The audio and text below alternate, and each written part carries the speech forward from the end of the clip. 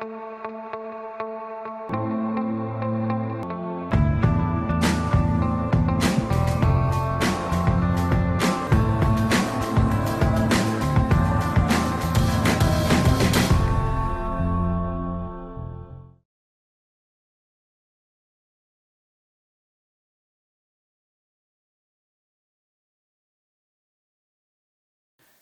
dear viewers.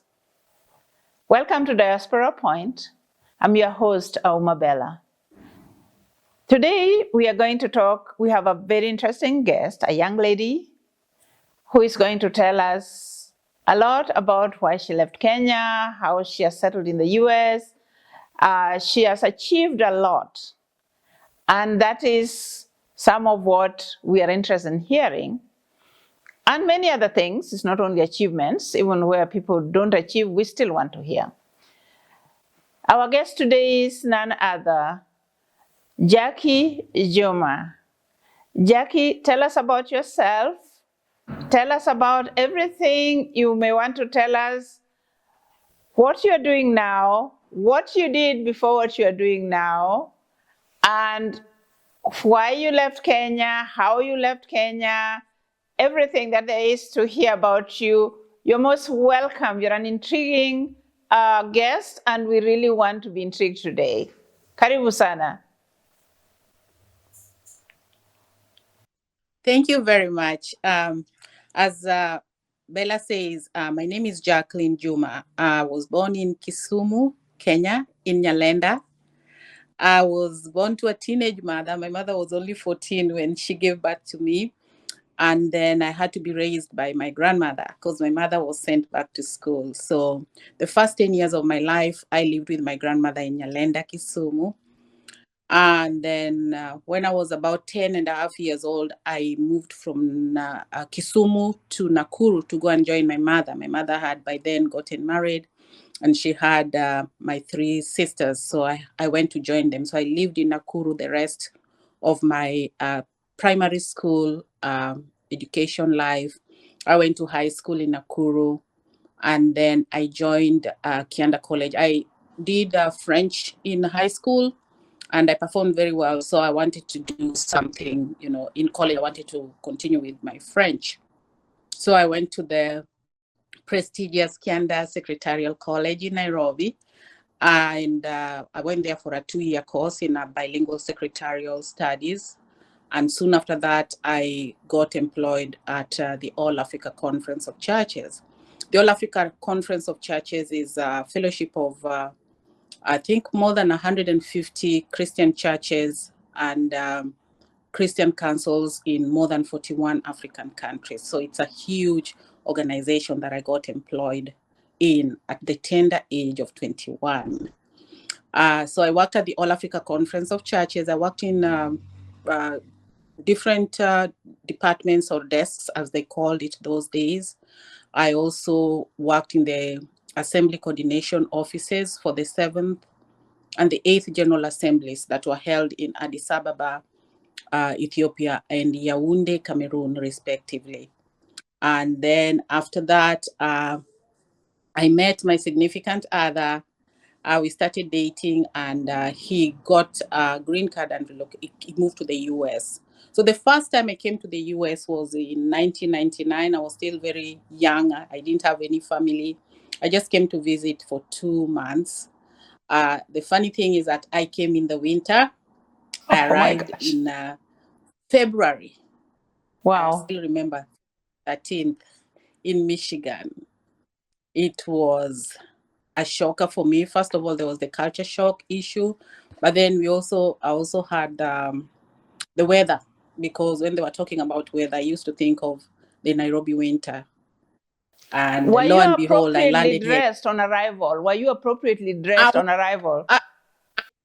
I thought I was appropriately dressed. Appropriately dressed. I was wearing my ordinary, just the regular jacket and my flat shoes, comfortable shoes, for the flight from Nairobi. You can imagine that. Yeah. So that was my first encounter or experience with the US weather and just the US in general. Wow. Then the first 2 months was okay. So I stayed.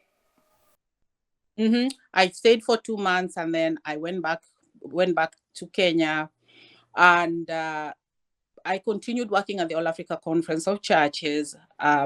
I also got promoted because when I first got employed, I was a bilingual secretary. Then I got promoted to the administrative assistant position. By the time I was leaving, I was an administrative officer at the All Africa Conference of Churches. Wow. And that same year that I went back to Kenya, I also got my first child in December of that year, December 19, 1999. So later on, my boyfriend then came back to Kenya, and we had a wedding, a civil wedding. It wasn't a church wedding. And then he came back and filed for us to join him. So my coming to the US was because I was coming to join my spouse. Wow. So I came in between again. I came 2 times before my final relocation. So in total, I came 3 times to visit in the US before I finally relocated. So I had an idea of what the US is, the weather, the culture, and all that. At least I had an idea by the time I was was relocating here. Great. So in 2007, I got my green card, and I relocated here with my daughter. My daughter was she was 8 years old. Yes. So when I came to the US, it was again, I landed here again in January of that same year. You love it was winter. Still winter. I had never experienced the only other seasons that I experienced were like beginning of spring, and I think late fall. So this time again, I came in January, and now I came to stay. I had to leave my job at the All Africa Conference of Churches to come and join my spouse. So that's how it happened. Your reason for coming was very compelling, because one of the questions I was going to ask you, that here you are working for the All Africa Conference of Churches, traveling the entire Africa region, and you leave that wonderful job to come to the US, but you have a good reason for that. You had a good reason for that. Okay, so then you come and you are a wife, and then what happens then? You went to school, or what happened? Yeah, so once I landed here, once I came here, because I had contact with people whenever I came to visit. So the first thing I knew was that I had to forget about my nice job in Africa. I had to forget about everything and come and start on a clean slate. I thank God for that. I thank God for coming with that kind of mindset, because that's important. Yes, as so many people know, I had to start life from scratch. So I started with, I had a small baby, and then I also conceived as soon as I came. So I also had, was dealing with pregnancy issues with my second baby. So whatever I could do was limited in a way. So I started with the home visits. I would go and spend time with, like if somebody wants someone to go and just companionship with their loved ones. You're going to work, or you're going to run some errands, but you need someone to come and stay with your loved one, just to make sure that they're safe. So I started doing that. I would go and do 2 hours here and 2 hours there. And as time went by, I realized that, I could do much, much more than that, just that, because there was no way I could sustain my lifestyle. There was no way I could take care of myself and, everything else that I wanted to take care of. I still had my family back home. My mother was back home with my siblings, and there's so much expectation from you. As soon as, people hear that you're in the US, it's like they expect you to, to help the family. So yes, not just a little bit, but to help a whole lot. Yes, a whole lot. Yes. So there were all those challenges that I was facing. So I realized that, what I was doing wasn't, helping that much. The little I was getting minimum pay, and the minimum pay was only for just a few hours. I go and work 2 hours. So like in a week, I would do, maybe if I did like 10 hours in a week, that would be a great thing. Yeah. But the pay was so, yeah. So I realized that I had to do much more than that. And then, of course, I had my skills. I had my education, which I had in Kenya. I had gone to the United States International University in Kenya. I left in my sophomore year. So I Yes, you also are doing wanted to your go. bachelor's at United States Oh, International University, right? yeah, yeah. So I also wanted to just go back to school and complete my studies and even go further than that. I everywhere I go, people would tell me, you're too smart for this. Even the people that I was taking care of. It was so funny. Yeah, you're too smart for this. You're too good for this. And I said, oh, really? So I decided to go back to school. But then because I had two children to take care of, and childcare here is not easy. Back I home know. you can easily take care of your kids for you. I decided to go and do something because I'd also had this contact of direct care, taking care of people in their homes. And I Yes. realized that I think I have a calling for this, in as much as I initially was scared of, healthcare and anything to do with nursing. I also ended up learning a lot, through my interactions with the people that I was, providing companionship to. So I decided to go back to school, but I decided to change my careers and become a nurse. Wow. By Yeah, so the first thing I did the certified nurse aid course, which was like a 1 month course, and that was mostly for like direct care Yes. stuff. So I employed in a nursing home where mostly it's just the geriatric patients that I was taking care of. So these are people who are like completely bedridden. They cannot perform anything. All the activities of daily living has to be done by someone for them, Yeah. or Yes. they have to be assisted in activities of daily living. Yes. So I started working as a certified nurse aide in one of the nursing homes.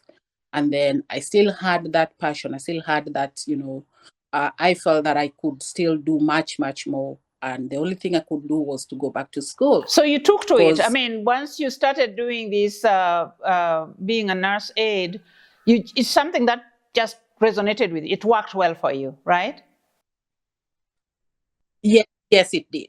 Yes, it did. And I think the fact that I was raised by my grandmother also helped, because I was looking at these old people who are not able to. Unfortunately, my grandmother died, but she died when she was still, a strong lady. She died Yes. of a heart attack. But I was looking at them, and every time I looked at them, I would think of my grandmother. I would say, oh, so had my grandmother been still alive, maybe this would, she would have ended up like this, and someone would have had to take care of her.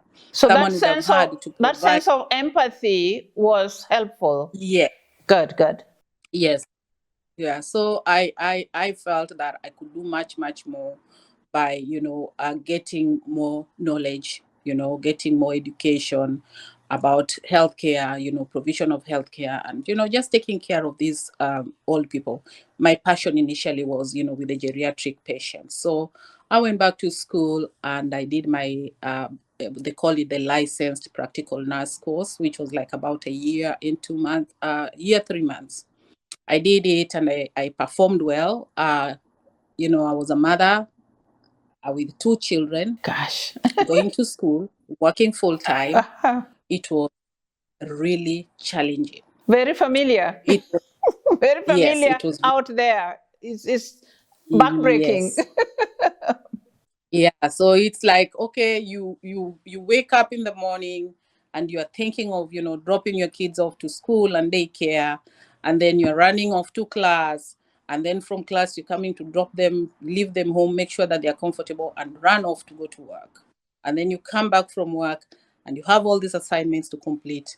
So it wasn't easy, but I say that, I just have to sacrifice just maybe a year and a half of my life, just to make things better for me, better for them, and also just to gain that knowledge that I wanted, to make me be a better healthcare Who provider. was taking care So, of them in between when you were going to class and so my oldest by then was, she was she was already in high school by the okay. time I was going for, yeah. So she was able to take care of her sister. Okay. Was away, yeah. Good.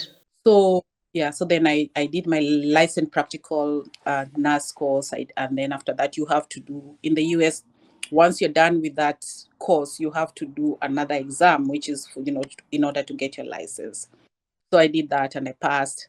and I started working as a licensed practical nurse. But then even with that, you are limited still on what you can do, in the provision of healthcare Yes. services. So I decided to go back to school again and do my registered nurse course. So I first did my associates, which was also challenging in its own way. But at least this time it was a little bit better. My children were much, much more grown, and whatever was getting, the higher you go in that, in your career, the better the pay. So at Yes. least I was, yeah, so the pay, I could afford to take care of things that initially I couldn't do before I became a licensed practical nurse. So I went back to school. I got my registered nurse. I got my associate degree. Started working. I continued working as a registered nurse in the nursing home, but now this time everything changed. Now I had to be a supervisor of the facility. So Yes. if I was working first shift, then I have to be the supervisor of the whole facility. So you have like 100 plus patients that, Oh my gosh. you're, yeah. So you are the one in charge, but then each unit has got a licensed practical nurse that is taking care of them. So whatever, if there's any kind of emergency, you are the one to make that judgment, go assess them, make the judgment whether they should be sent out or not, or maybe you should just call the doctor. Maybe they'll order something, some kind of a test, or, some kind of medical intervention for them. Yes. Yeah, so that is what I was doing at the nursing home. But then there was the aspect of mental health, which we rarely, like, especially coming from something we always ignore, Yeah. something we never want to talk about. And there was an opportunity that came for me to go and work at psych and mental hospital. Yes. It's run by the state here in Connecticut. It's run So by? I thought about, yeah, It's run it's by? called the Connecticut Valley Hospital. Uh-huh. Yes, it's in Middletown, Connecticut. So I thought about it and I said, maybe this could also give me, I could gain some experience, I could gain some knowledge, I could learn something from this, and I could also offer whatever knowledge I had, to help these people who are, dealing with mental health. We all have some mental health issue, Yeah. in us that maybe we just don't know. Yeah. So I decided to go and, I applied for the position and I was interviewed and I was offered the job. And I started working there. I love it. Wow. Yeah. So that's what I've been doing. I right now I work in the traumatic brain injury unit. Wow. The traumatic brain injury unit, I have, patients with different issues relating to, brain injury. Some of them are self-inflicted. Some of them are, have been triggered by use of, drugs. Some of them are, people that have, like someone had a tumor, Yes. someone shot themselves, and the bullet went through the brain. Yeah. Some of them had kind of like a tumor, and then the doctors were trying, some kind of intervention, but then it didn't work. It ended up, messing them up, So I have all those patients, but then in the broad sense, we also have, mental health. Yeah. The patients, or mentally challenged patients, So it's been a very interesting learning experience for me. And I always say that one day, one time, I would like to have that kind of a facility in Kenya. Yes. Yes. Yes, I Yes. would love it. Yeah, so whatever I'm learning, everything that I'm learning is helping me towards thinking about what we would do for Kenya, because we have such challenges. And since mental health or psych health is like a stigma, you Yeah. grew up in Kenya, you know Yeah. that. It's a stigma that, it's the stigma around it is just that people rarely like even want to help the person. The person is out there The patient is out there. The patient needs our help. But because it's such a stigma, something that people don't want to talk about, You they know, end up suffering so much. your dream to start something like that in Kenya will work, because looking at how your progression, of course, I know you from back then, but looking at your progression, looking at everything you have done, look at what you did at the ASCC. You came in as a bilingual secretary. Then you became an administrative assistant. Then you became an administrative officer. Yes. You are the kind of person who systematically grows by working hard and focusing. And then, your college, your university education, you are always on the dean's list. You're 3 point something up, 3.75 going up. You are always on the dean's list, the president's list, or something like that.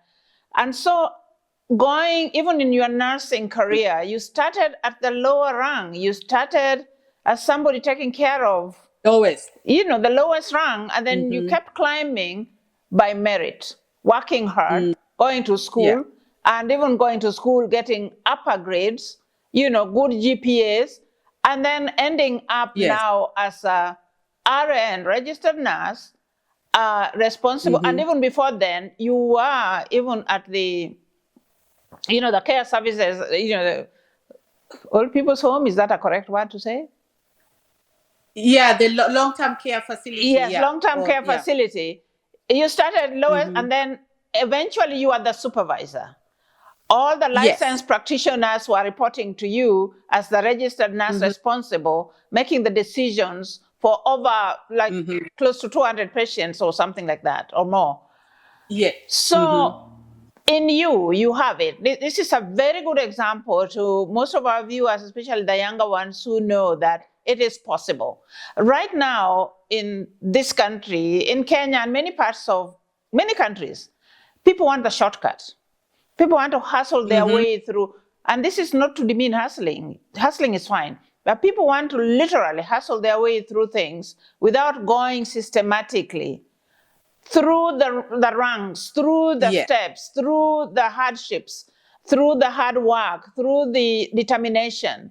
And this, what we are talking about here now, what you are an example of, the old-fashioned way still works. The old-fashioned hard work, hard work, determination, focus, dedication.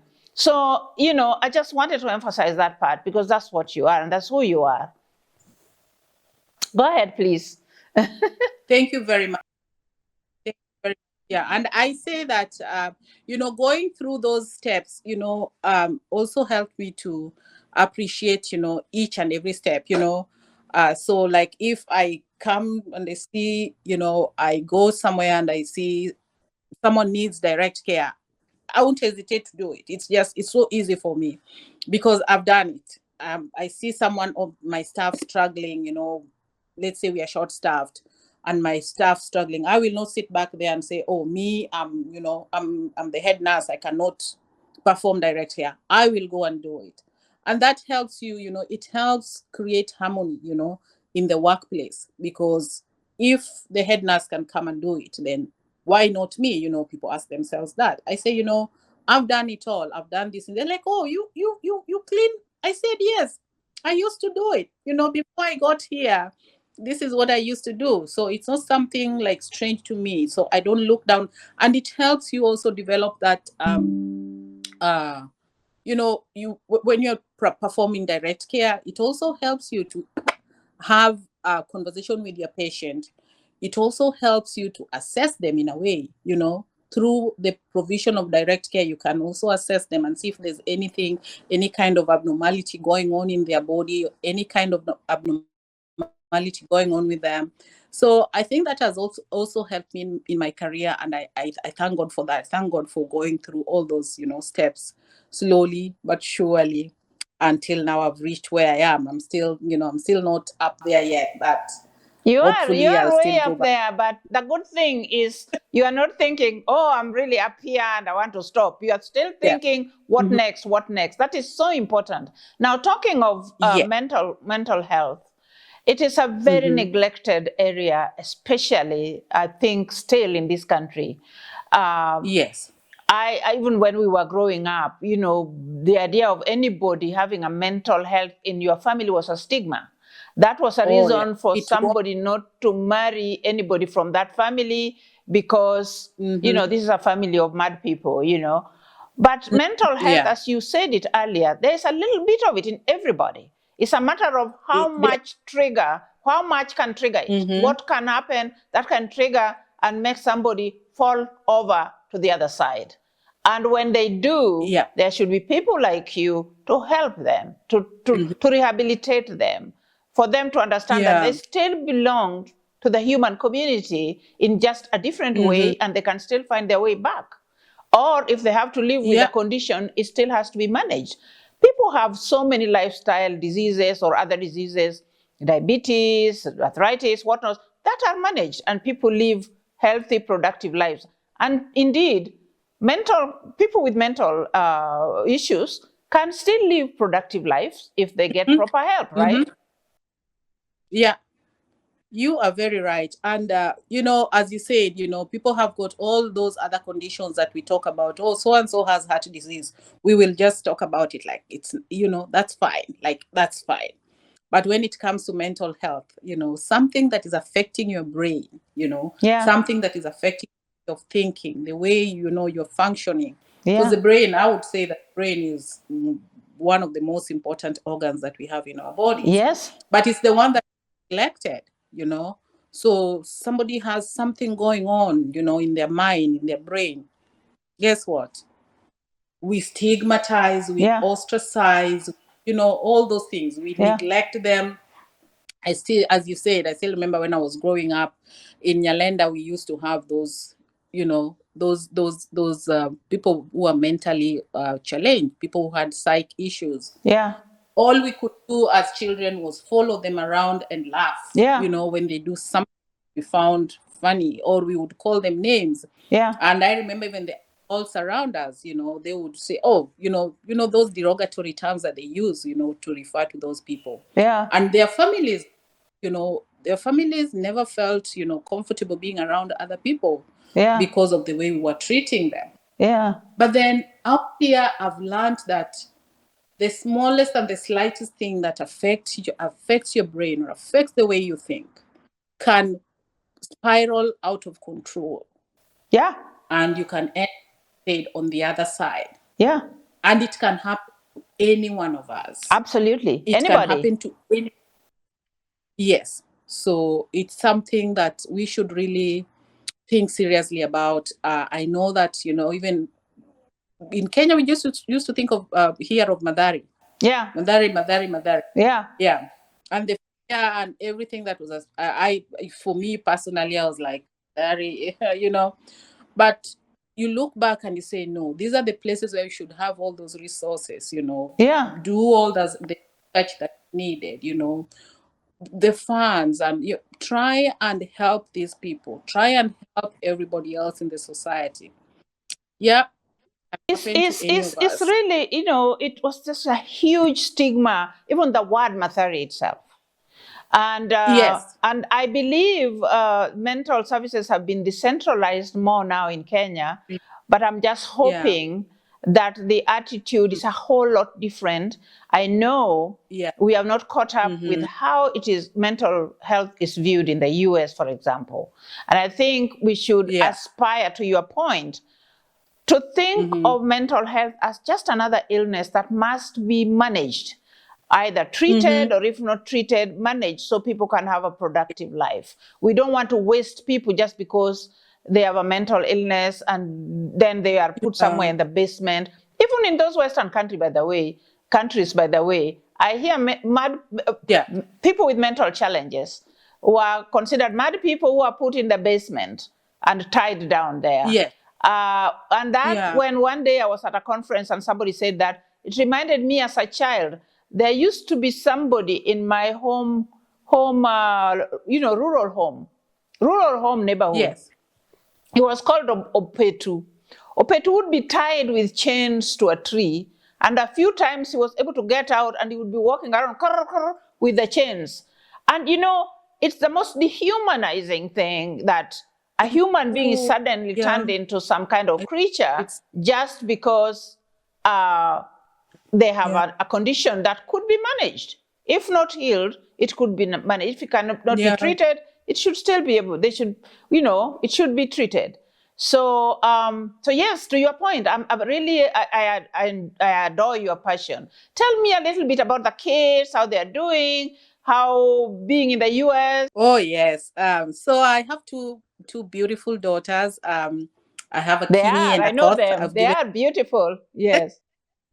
Yeah. So Akinyi was born in Kenya. Yes. But I came with her here. Okay, the first time she came to the US, she was 3 years old, and then she came back again when she was about 5 or 6 years old, and then we eventually relocated here when she had just turned 8. So she has an idea of what Kenya is, how life in Kenya is, and then Akoth was born here.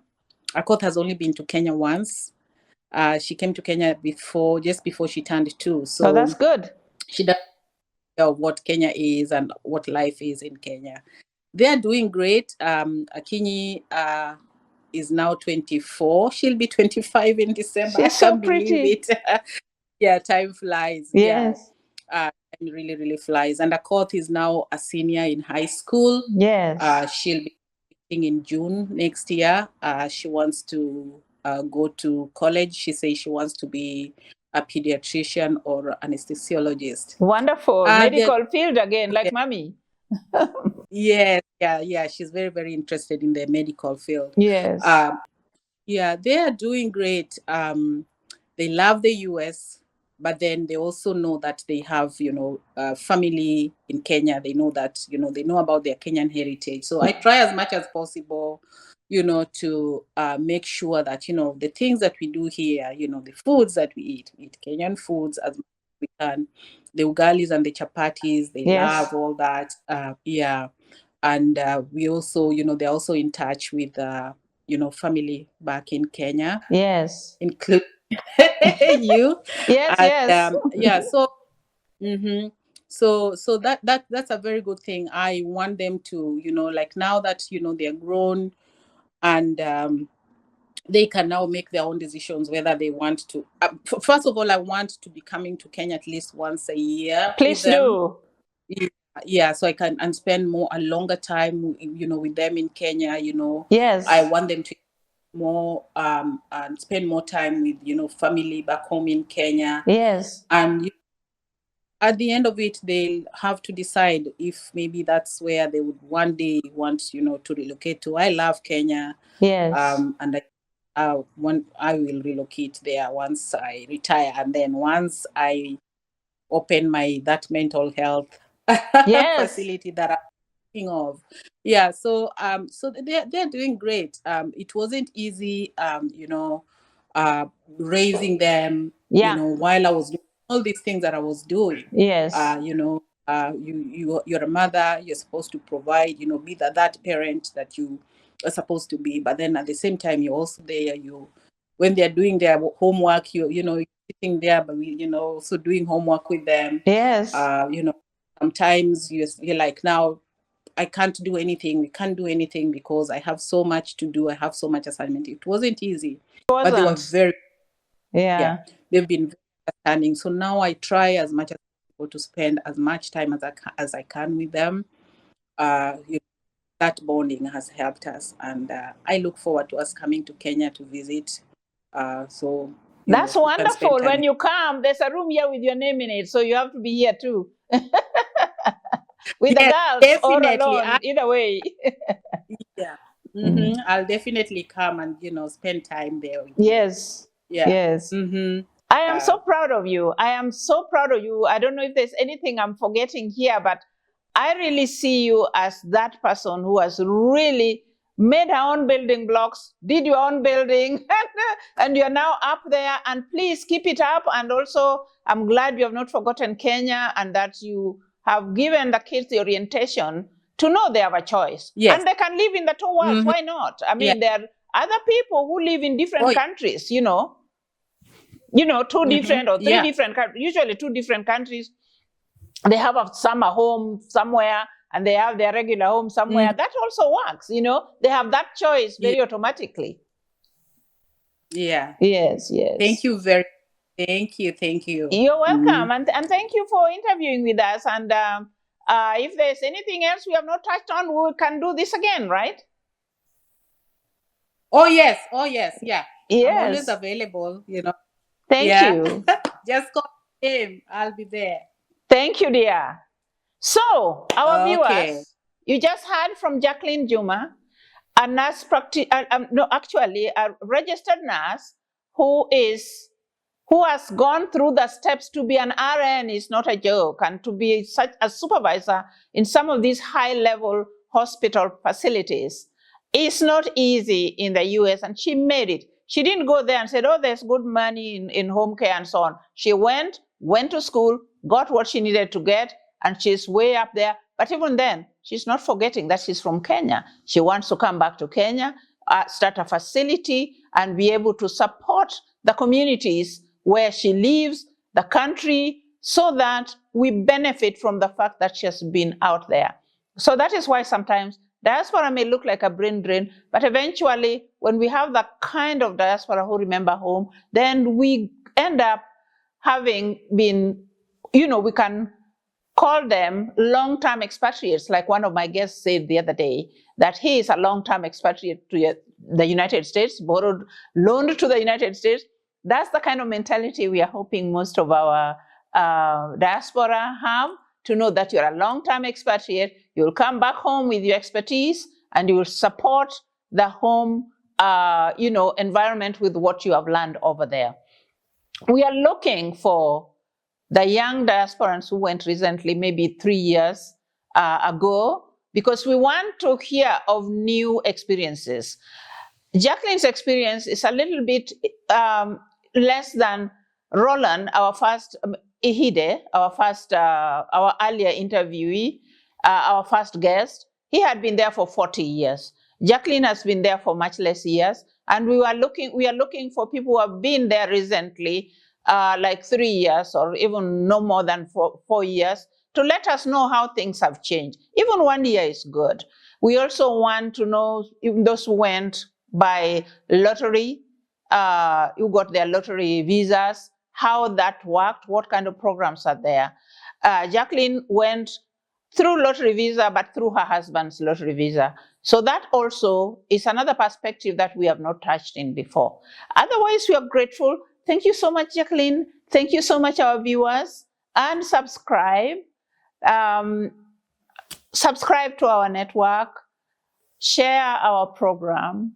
And love our program. Do a liking. Give us a thumbs up. Thank you very much. And bye-bye.